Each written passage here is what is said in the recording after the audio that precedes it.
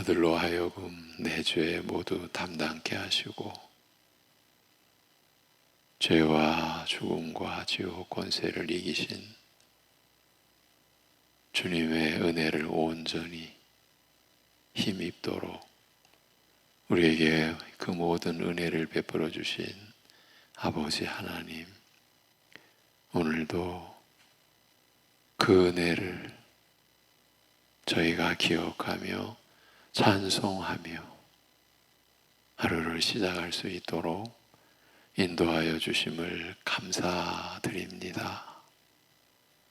사랑하는 성도들의 어떠한 처지 가운데서도 죄와 죽음과 지옥 권세 모두 이기시고 그 안에서 우리를 자유롭게 하신 주님의 은혜의 역사가 오늘도 변함없이 우리 안에 충만히 거하며 그 은혜가 일하시며 그 은혜의 주님이 우리를 이끌고 계심을 믿는 믿음으로 그리하여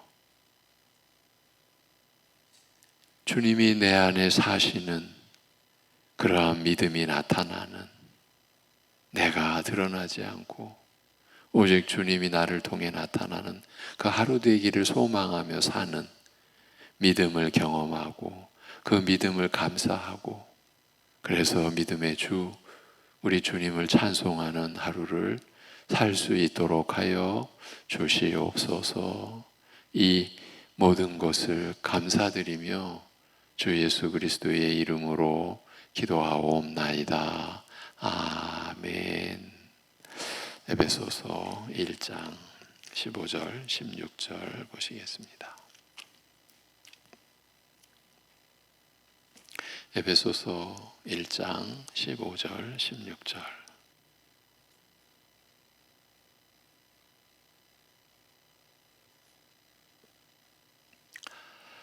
예, 15절 16절입니다. 다 같이 이로 말미암아 주 예수 안에서 너희 믿음과 모든 성도를 향한 사랑을 나도 듣고 내가 기도할 때에 기억하며 너희로 말미암아 감사하기를 그치지 아니하고. 아멘. 어제부터 이 본문을 살피기 시작했습니다. 사도 바울이 에베소 성도들이 구원의 역사에 동참하게 된 것에 대해 감사를 드리고 또한 그것을 더욱 풍성하게 누릴 수 있게 해달라고 기도하는 내용입니다. 여기 이로 말미암아 이렇게 시작하는 15절이죠. 이 구절은 원문의 설명을 보태면 하나님의 구원의 역사로 인하여 좀 더 보태자면 성부, 성자, 성령 삼위 하나님의 구원의 역사로 인하여 라는 뜻이라고 볼 수 있습니다. 사도 바울은 에베소 성도들의 믿음과 사랑을 소문으로 들었을 때 3절부터 14절에 나오는 성삼위 하나님의 위대한 구속의 진리를 생각하고서 그것으로 인하여 하나님께 감사하며 기도를 드린 것입니다. 이 내용을 그대로 에베소서 1장에 진술해 놓은 것입니다. 자세히 설명해 놓은 것이죠. 이 구절에서 두 가지 진리의 내용을 나눴습니다. 첫째는 그리스도인들은 하나님의 구속 교리를 생각할 때에 하나님께 감사하지 않을 수 없게 된다는 것입니다. 바울은 하나님께서 에베소 성도들을 창세전에 선택하여 주신 일, 그리스도께서 그 선택의 역사를 성취하시기 위하여 십자가를 지신 일, 그리고 성령께서 믿음을 주신 일, 아버지께서 계획하시고 아들이 이루신 그 구원의 은혜에 대한 믿음을 주신 일을 생각하면서 하나님께 감사하고 있습니다. 이렇게 하나님의 구원 역사는 지극히 큽니다. 성도는 그것으로 인하여 하나님께 감사드리며 살아가는 것입니다. 어제 이 부분을 좀 우리가 생각했습니다. 그리고 나눴습니다. 사실 우리의 감사는 어떤 현실의 조건에 따른 감사가 어쩌면 주를 이룬다고 볼 수도 있고, 그래서 우리는 각 신자의 처지에 따라서 하나님의 사랑도 평가되어지고, 이건 무서운 말입니다, 사실은. 근데 우리의 현실을 우리가 또 부정할 수 없으니까 우리가 그러한 우리 연약함에서 하나님의 은혜로 그런 자리를 털고 일어나 하나님께로, 하나님이 우리를 세우시는, 우리를 성장케 하시는 은혜 안으로 우리가 더욱 참여하여야 해서 그런 우리의 어두움을 우리가 짚어보지 않을 수 없었죠. 우리는 하나님의 사랑을 우리의 현실로 평가를 한다. 사실은 늘 있는 일이다. 누군 더 사랑받고 누군 덜 사랑받고 하는 식이죠. 왜? 우리의 현실 거기에서 여전히 멈추어 있기 때문인 거죠. 지금 바울 사도는 하나님께서, 성부 하나님께서 어떻게 우리를 위한 구속의 계획을 하셨고, 그 계획을 아들이 어떻게 이루셨고, 그 이루신 구원의 은혜를 성령 하나님께서 어떻게 우리에게 가져와 우리에게 적용시켜 우리가 그 은혜를 입게 되었는지, 우리가 이것을 생각하며 우리 신자들은 노래하고 찬송하고 감사하며 사는 것이라는 그 진리 안에서의 삶의 내용을 제시한 것이죠. 그 점을 살핀 거예요. 둘째는 그리스도인의 믿음과 사랑은 하나님의 구속사역의 열매다. 하나님의 구속사역의 결과로 주어진 것이라는 사실을 살폈습니다.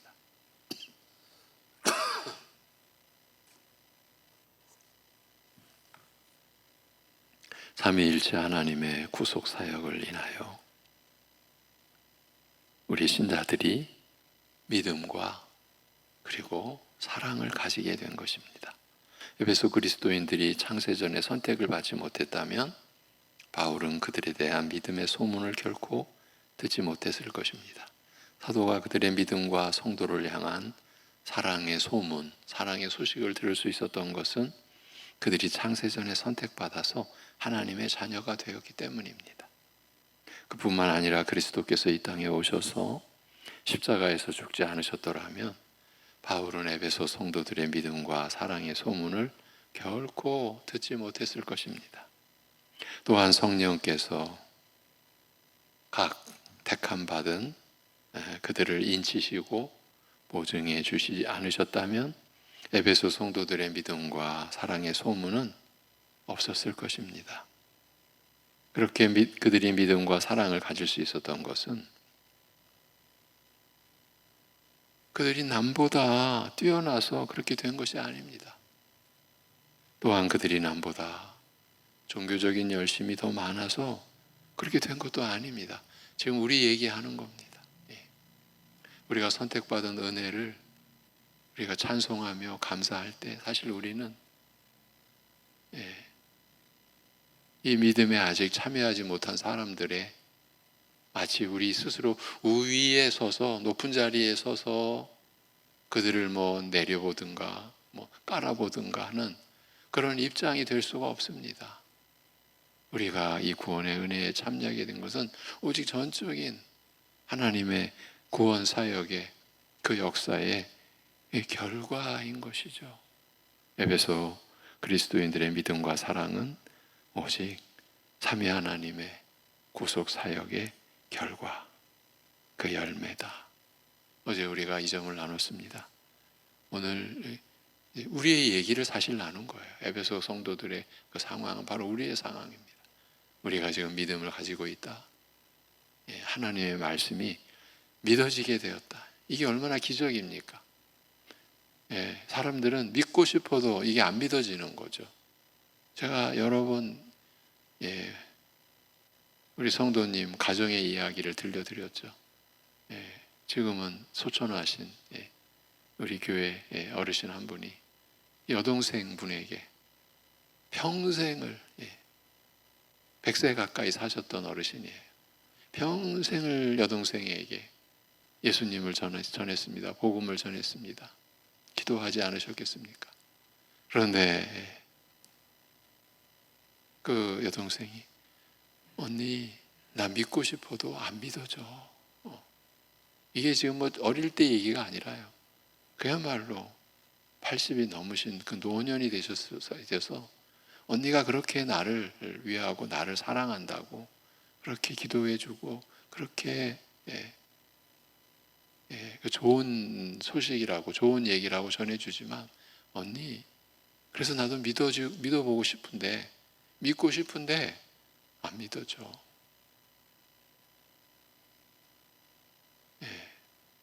얼마나 많은 사람들이 이런 경험을 했겠고 하고 있겠습니까? 근데 우리에게는 이 일이 해결이 된 거잖아요. 믿어진 거잖아요. 예수님의 십자가 구속 오늘 우리 찬송했습니다. 298장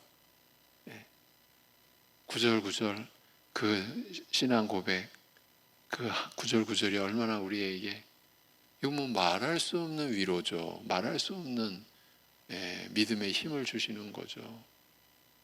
이렇게 된 일이 우리가 남들보다 뭐 잘나서도 결코 아니고 남들보다 더 무슨 열심을 내서도 결코 아니고 삼위 하나님의 구속사역의 결과인 것이죠. 오늘은 여기서부터 이어집니다. 너희 믿음과 사랑을 듣고 15절에 이로 말미암아 주 예수 안에서 너희 믿음과 모든 성도를 향한 사랑을 나도 듣고 바울이 이렇게 언급을 하였는데 여기서 우리는 이 믿음과 사랑은 우리가 받은 믿음이죠. 선물이요. 그래서 우리가 깨닫게 된 하나님의 사랑 우리가 그 사랑을 받고 있는 거죠. 사랑의 은혜를 누리고 있는 거죠. 우리에게 있는 이 믿음과 사랑은 하늘에 속한 신령한 복을 받은 것을 나타내는 증표라는 사실을 확인할 수 있습니다. 에베소서가 그렇게 시작하지 않습니까? 1장 3절 4절에 우리가 창세전에 택함 받아 신령한 복을 받게 됐다라는 것으로 시작하지 않습니까? 하늘에 속한 그리스도 안에서 하늘에 속한 모든 신령한 복을 우리에게 주셨다고 이렇게 시작하지 않습니까? 그 증표가 그 하늘에 속한 모든 신령한 복을 받은 것을 나타내는 증표가 다른 것이 아닌 바로 그 믿음, 그리스도 안에서의 그 믿음과 모든 성도를 향한 사랑이라는 사실을 확인할 수 있습니다. 여러분이 하늘에 속한 모든 신령한 복을 받았는지를 다른 사람들이 어떻게 알 수 있겠습니까?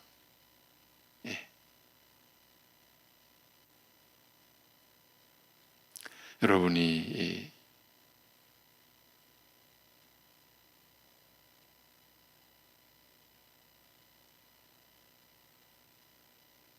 그리스도의 피로 구속받았음을 다른 사람들이 어떻게 알 수 있겠습니까?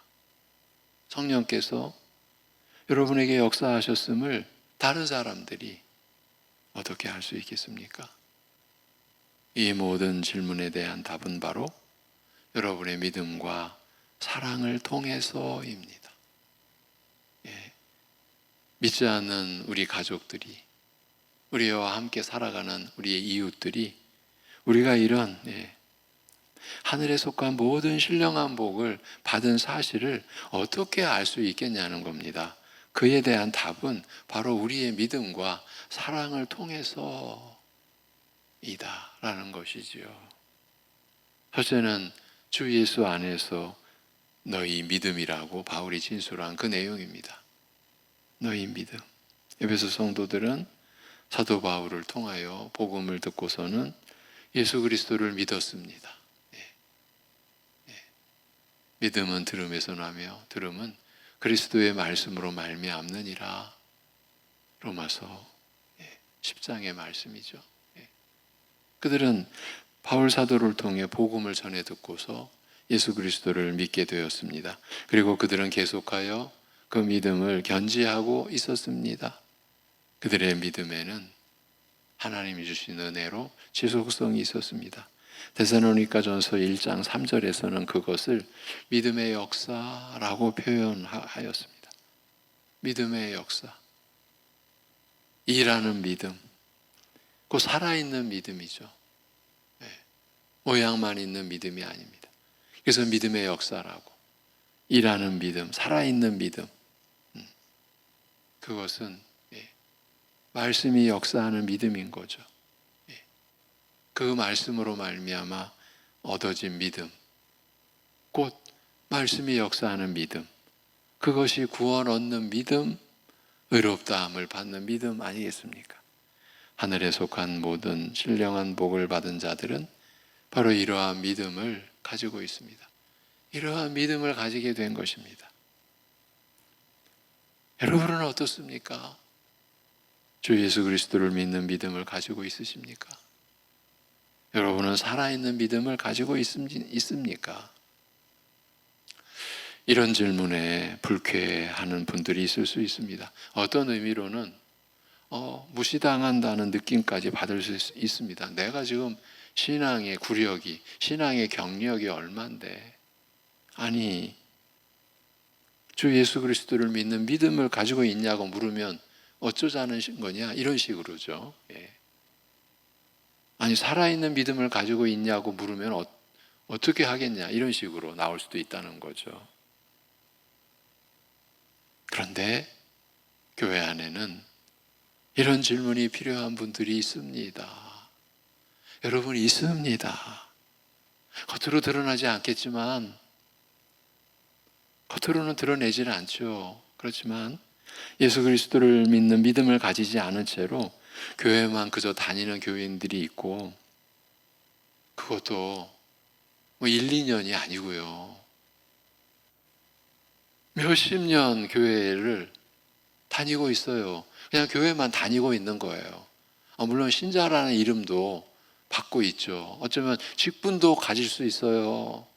아니, 가지고 있다고 봐야 돼요. 네. 그런데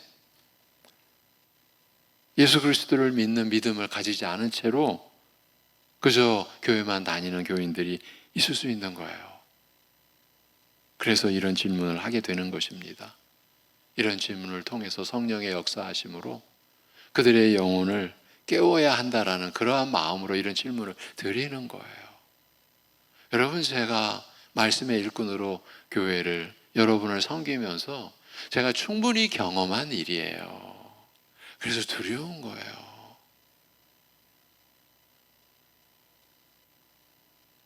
수십 년 우리 송내동에 오래 사신 분들은 다 저분은 교인이다, 신자다, 송내중앙교회 다니고 있다 알고 있는데, 정작 본인은 자신과 예수님과의 개인적인 관계, 그걸 인격적인 관계라고 우리가 하죠. 물리적이거나 기계적인 관계가 아니고,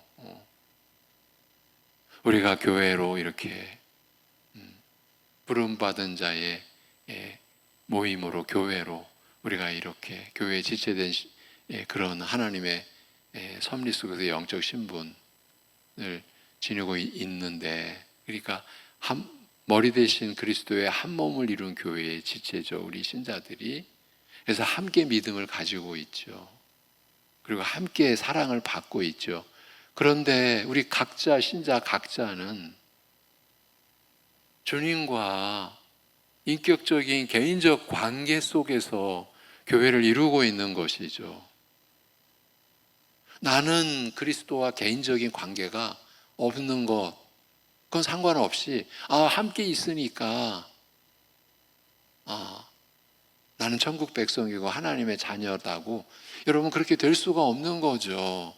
그거는 그 한 성도님이, 신자분이 주님과 개인적인 인격적인 관계가 없는 거죠. 그거는 무슨 말이에요? 믿음의 관계가 아닌 거죠. 이런 상태가 있다라는 거예요.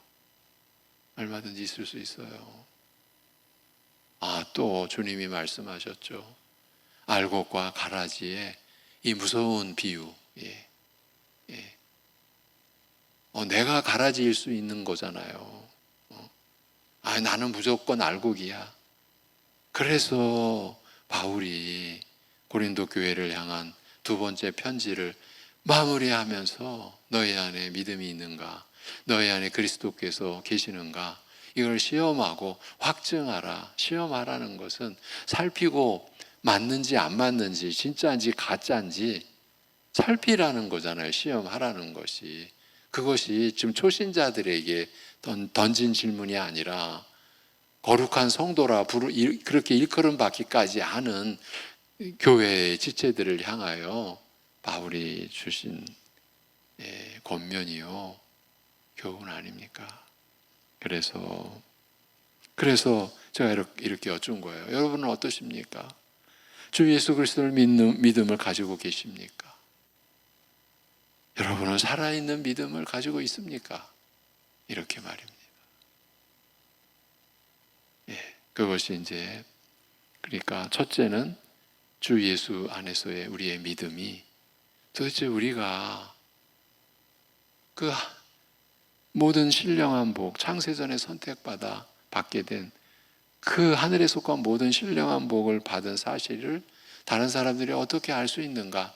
첫째는 이 믿음을 통해서이다. 이렇게 말씀을 드린 거고, 둘째는 이것입니다. 모든 성도를 향한 사랑입니다.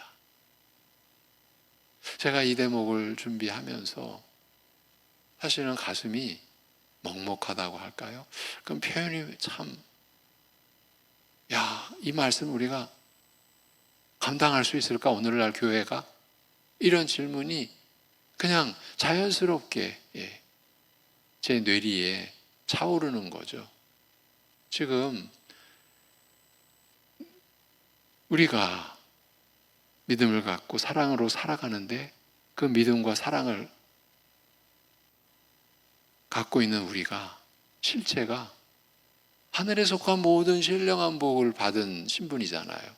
그거를 믿지 않는 가족이나 믿지 않는 이웃들이 어떻게 알 수 있는가? 믿음을 통해서다. 그리고 이제 사랑을 통해서다. 근데 그 사랑의 내용이 모든 성도를 향한 사랑인 거예요.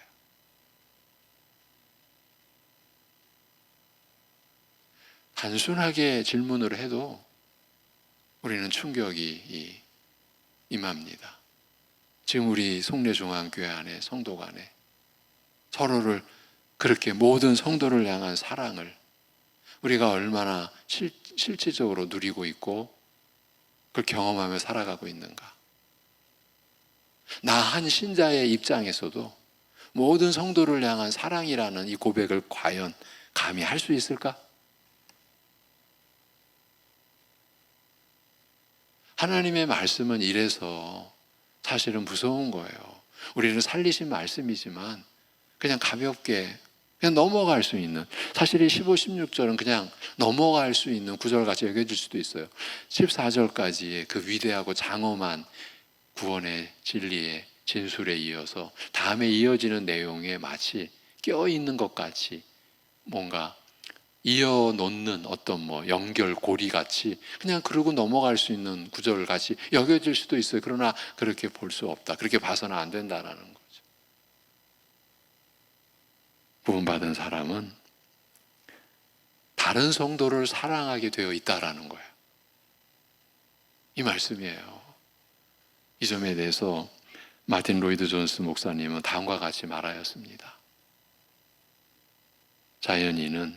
일반인은 그리스도인들에게 아무 관심이 없습니다. 그들은 일반적으로 그리스도인들이 둔하고 융통성이 부족하고 좁은 가슴, 좁은 마음을 가지고 있다라고 생각하면서 그들을 싫어합니다. 예수님만이 진리라고 하니까 당연히 저것들은 좁아. 자기들밖에 몰라. 아주 쉽게 말하면 이렇게 평가받죠, 우리가. 예수님이 어떤 분인지를 저분들이 모르니까 그럴 수밖에 없는 거예요. 관심이 없는 거예요, 우리에 대해서. 그러므로 어떤 사람이 성도를 사랑한다고 한다면 그것은 곧 그 사람, 성도를 사랑하는 그가 거듭났다라는 것을 보여주는 것임에 틀림없다. 이렇게 진술하고 있어요. 그 사람은 새로운 본성을 받은 것이다. 무엇을 보고 이렇게 말하는 겁니까? 그가 성도를 사랑한다는 것. 그것을 보고. 그것은 그가 거듭났다라는 증거다. 그는 새로운 본성을 받은 것이다. 그러면서 이렇게 참 핵심적인 진리를 덧붙입니다. 성령이 우리 안에 거하지 아니하면 우리는 진정으로 사랑할 수 없습니다. 여러분, 틀림없는 말씀이죠. 우리가 예수 그리스도를 믿는 믿음을 가진 것도 우리 안에 임하신 성령의 역사죠. 믿음은 들음에서 나며 들음은 그리스도의 말씀으로 말미암느니라고 할 때 이 들음의 비밀, 들음의 기이한 이 역사는 우리가 그저 단지 육신의 귀로 듣는다라는 그 들음이 아니죠. 로마서 10장, 9장, 10장, 11장의 내용에서 그 들음은 특별한 들음, 성령이 증거하여 주시는 들음, 우리가 믿음을 갖게 된 것은 그 은혜죠. 그리고 우리가 서로 사랑하며 살 수 있다는 것도 성령의 역사죠. 성령이 우리 안에 거하지 아니하면 우리는 진정으로 사랑할 수 없어요. 사랑을 산출해내고 특히 성도들을 사랑하게 하는 것은 성령입니다. 그러므로 만일 우리가 성도들을 사랑한다면 그것은 우리 안에 성령이 계시다는 증거입니다.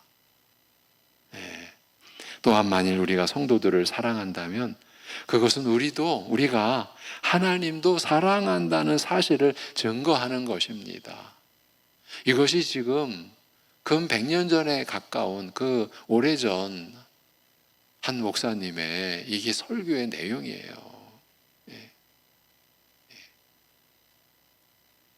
우리가 서로를 사랑하는 것, 그것이 우리가 하나님을 사랑한다는 그 사실을 증거하는 것이라는 거예요. 왜?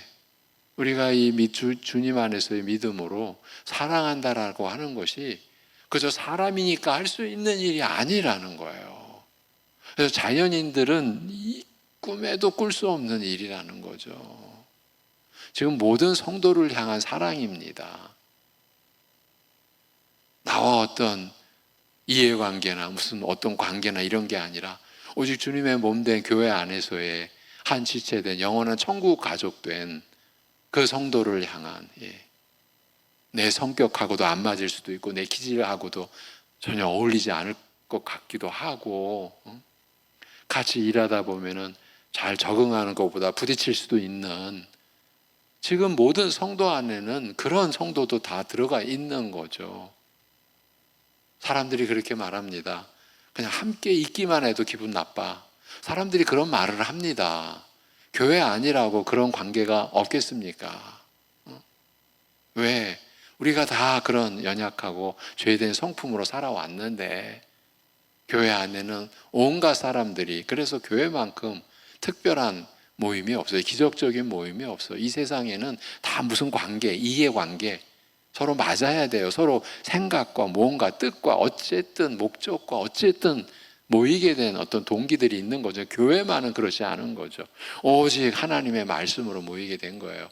구원의 복음으로 모이게 된 거예요. 온갖 성격, 온갖 성품, 온갖 기질의 사람들이 다 모여 있는다고요. 교회가 왜 이랬냐고 하는 사람들은 죄송합니다. 그건 정신없는 사람들의 말이에요. 자기 자신도 지금 교회에 속했는데 제가 너무 과격한 표현을 했나요? 우리가 이러한 진리를 곰곰이 따져보면 그러는 거예요. 교회만큼 특별한 기적적인 모임이 없어요. 세상에 이런 모임은 없어요. 왜 모입니까? 그런 불편함과 그런 마음의 어떤 뭔가를 극복해내야 되잖아요. 그러면서도 우리가 이렇게 있을 수 있는 거. 그건 사실 하나님의 부르심이고 하나님의 섭리잖아요. 그러한 성도들을 우리가 사랑한다? 그건 우리 안에 계신 성령의 역사인 거죠. 성령의 은혜인 거죠. 우리는 그 은혜를 그래서 나타내고 있는 거죠.